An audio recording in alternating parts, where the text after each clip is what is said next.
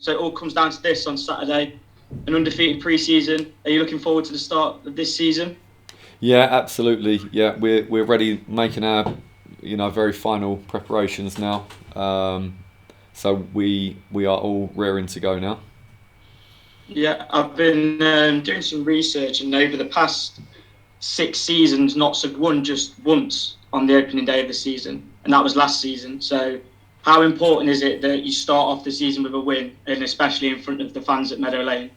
Yeah, I think that would be the ideal start. I think look over the course of a season, it's not probably going to be the be all and end all, but we certainly are wanting to get off on the right foot, and we very much want to win in front of our fans at home. So that without a question is the aim. Yeah, because last time we spoke, we touched on the atmosphere inside Meadow Lane, and that was in the pre-season friendly against Forest.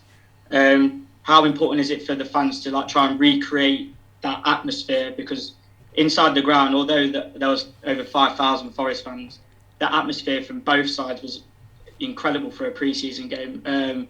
So with the competitive games coming up, how important is it for that atmosphere to, be recreated, and then you can push that forward on for the whole season and make Meadow Lane a real fortress going forward? Yeah, absolutely. And we want the players to play with intensity, and we want them to be really exciting on the pitch. And if the fans can create that atmosphere for us, it will hopefully help us to perform in that way. Of course, we need to do our bit of it first. We need to give them something to cheer about. We need to be bright and play quickly on the pitch, and we need to be ferocious defensively to give them the perfect opportunity to join in and be loud. So we have to do our bit first, and if we do, we expect that the fans are going to join in and really get behind us. Yeah, it was a double over Maidenhead last year, a 1-0 win and a 4-0 win. What sort of challenge are you sort of expecting from them this time round? Well, they're going to be, I'm sure, a powerful group of players from what I can see. They will not hesitate to test us at the back and get the ball forward quickly. They'll have a really good mentality about that, and the players will go and support the play. I've got no doubt. There's a couple of guys that are really could be very useful from a set piece for them. So we have to be aware of all those threats, and we have to contain the threats, and then of course we have to go and try to put our stamp on the game and create chances ourselves. But I'm sure that they're going to be well prepared, and they're going to have a game plan for us. I've been getting a few messages from Notts County fans asking me about transfer news, transfer speculation, a lot of stuff like that. Is there anything that you can provide us with that gives us an insight into any more potential movement in the transfer market before the start of the season or within the opening games of the season? I think that we are looking very closely at a few players, probably across all the positions in the pitch, but we certainly are narrowing down the options to the ones that we think are really the best ones that we can try to achieve. So time scales, unfortunately, is difficult for me to give time scale on when we might see players arriving. But of course, with the situation in the National League, there's no window, so we're going to be looking the whole time. But certainly we are narrowing down at the moment our priorities. Yeah. Yeah, and then just finally from me, speaking on the transfers just then, obviously a couple of weeks ago you lost Cal Roberts, arguably one of your most influential players. Has that disrupted you at all in terms of your preparations for the season? Or has it just been, you've let him go, you've had to adapt and, bring different players into that position? I think it's impossible to lose a player of that quality and for it to not have an effect. But the team will evolve in Callum's absence, and I think what we've seen from Sam Austin in the last couple of performances playing in that role has been very promising.